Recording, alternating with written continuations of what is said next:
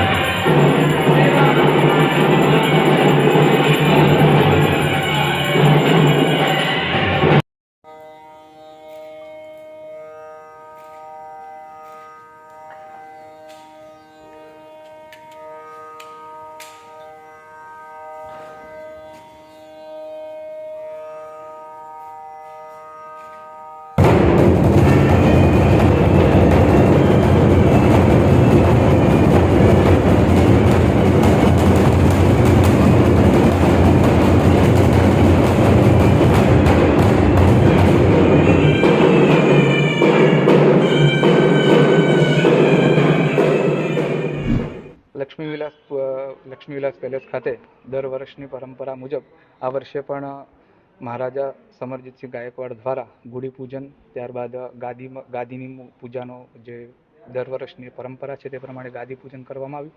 અને આ મરાઠી નવું વર્ષ હોવાને લીધે આ અહીંયાની વર્ષોની પરંપરા છે, તો ગુડી પૂજન અને ગાદી પૂજન મહારાજશ્રી દ્વારા સ્વયં હસ્તે કરવામાં આવ્યું.